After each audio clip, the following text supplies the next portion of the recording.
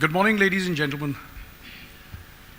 I got back this morning from Washington, and when I walked in here, this didn't look like a conference.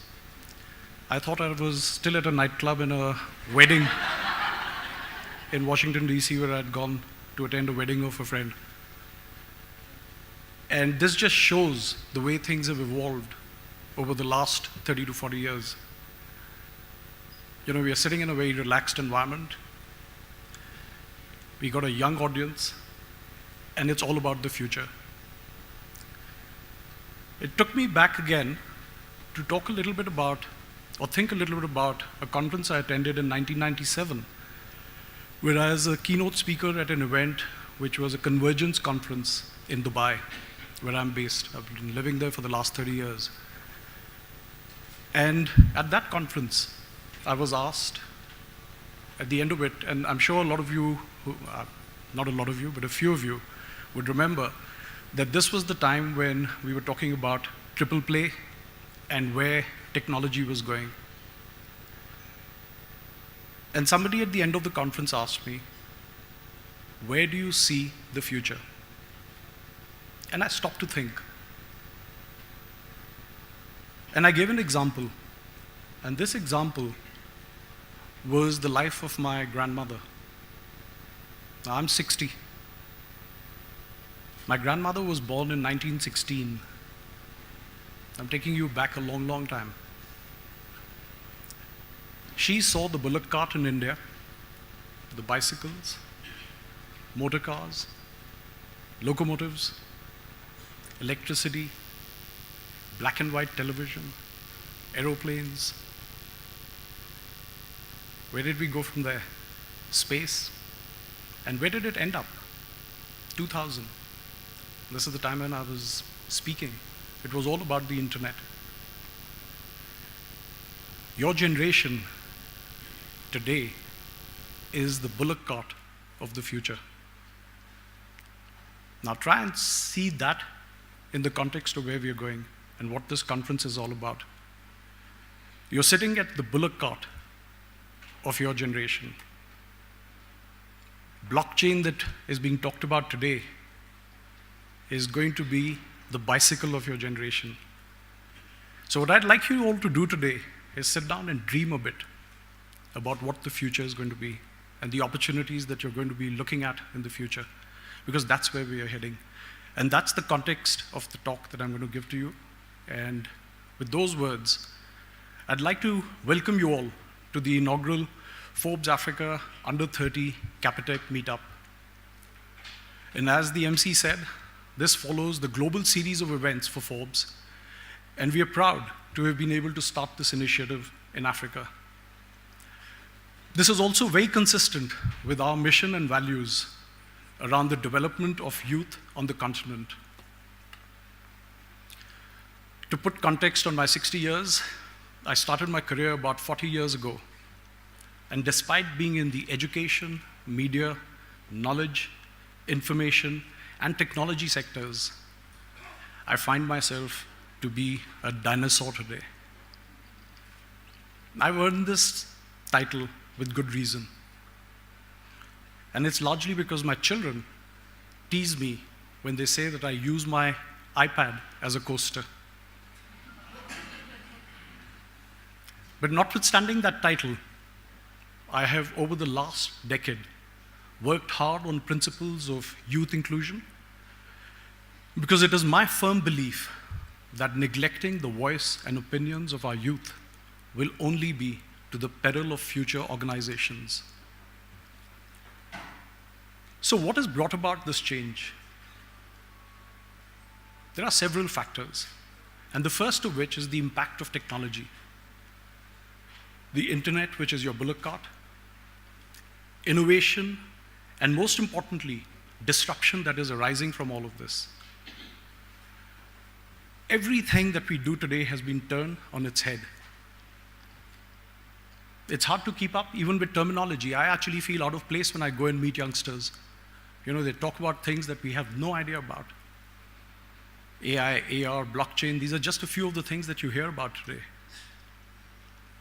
Every process is being dissected and optimally streamlined, which is not only bringing down costs, but it's also enhancing skill levels.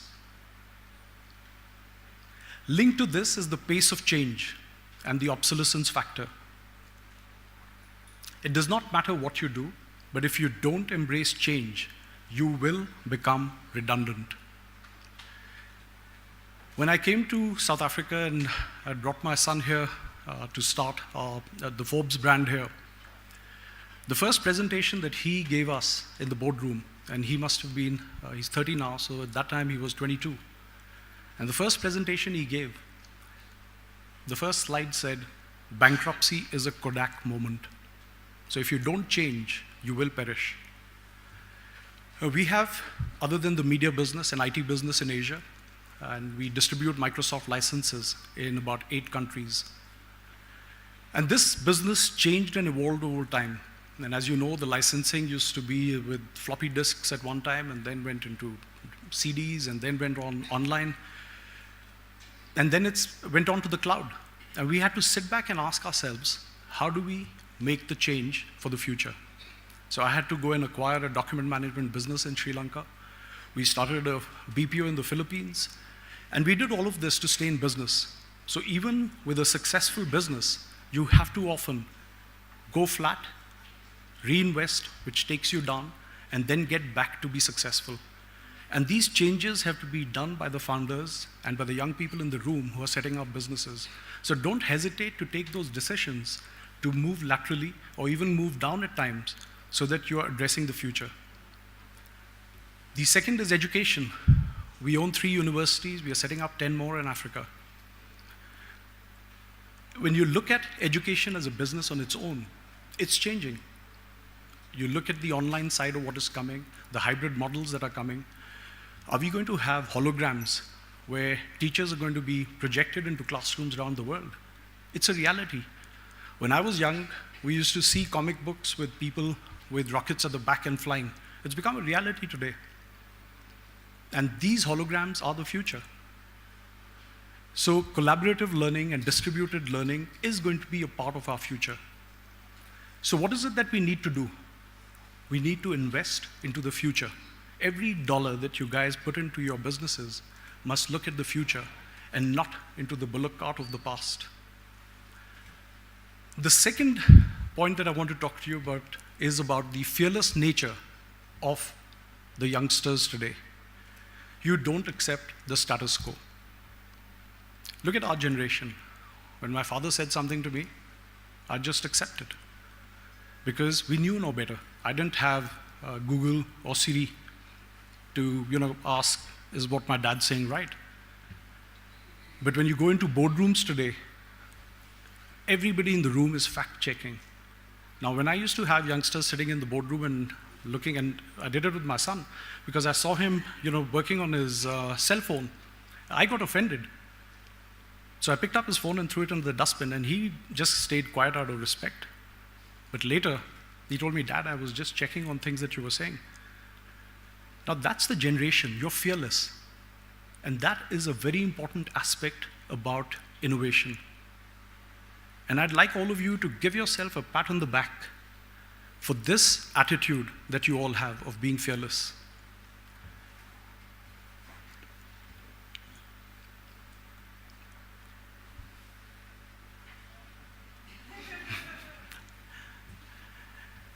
I think I've gone off script, so she's worried.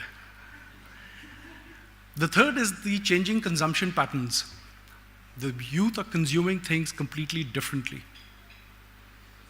And this takes you to the business models of companies like Amazon, Uber, Netflix, Airbnb, and hundreds of other examples that have disrupted conventional businesses. These are driven by consumption patterns and relying on fragmented demand economics. That's another acronym, fragmented demand economics. And the newly created demand for instant gratification.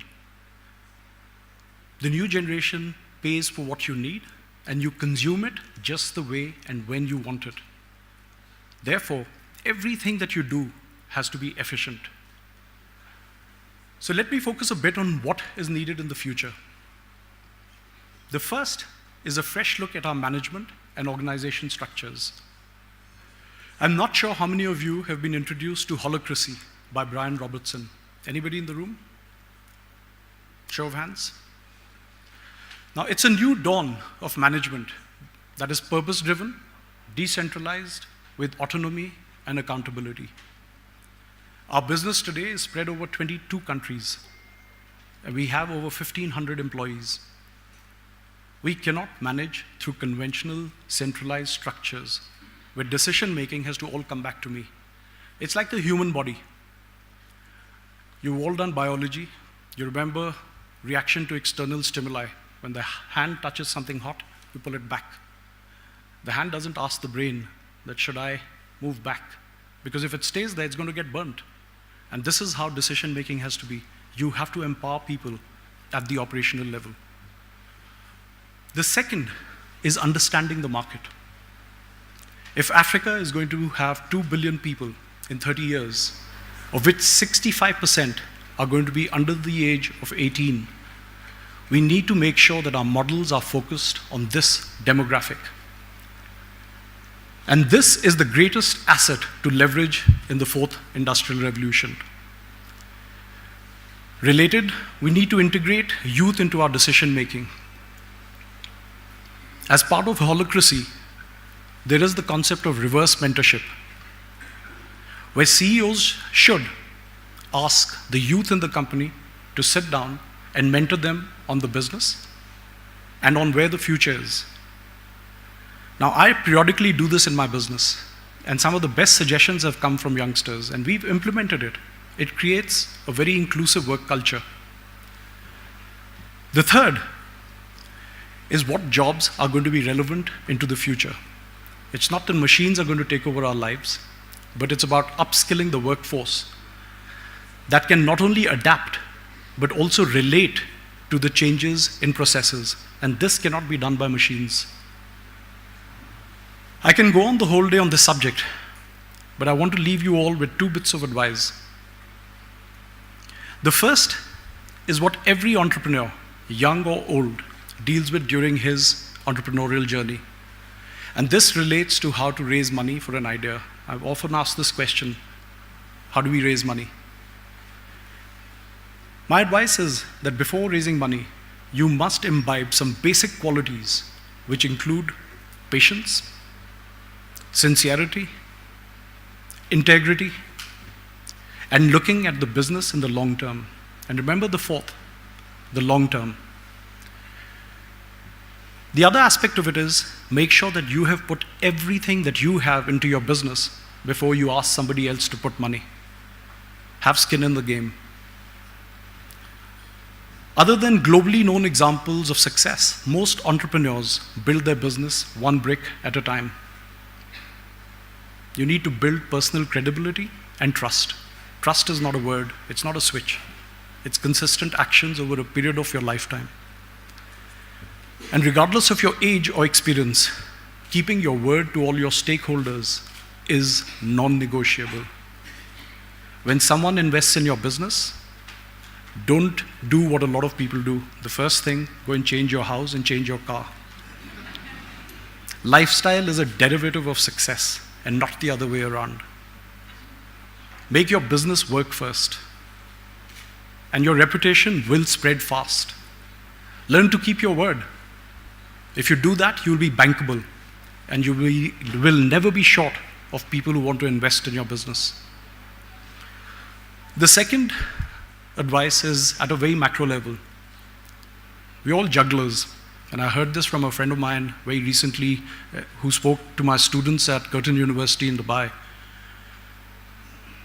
We all juggle a lot of balls, and in life, we all have balls that we define, and I'm going to define a few. There are 4 glass balls and 1 rubber ball. The glass balls are our health, our family, our close friends, and most important, our character. The rubber ball is our career or our work. Now, if the glass balls fall, they will break, and you will never recover from your health, family, friends, or your character. But if the rubber balls fall, they'll always bounce back. So what you need to do is define your balls, prioritize and focus on the glass balls, and make sure that you don't drop those at any cost. So these are words of wisdom from an old man. And I welcome you all to this inaugural Forbes Africa Under30 Capitec Meetup, and hope that all of you exchange experiences, make contacts, and have a lot of fun doing it. And this music is going to be great. Thank you very much.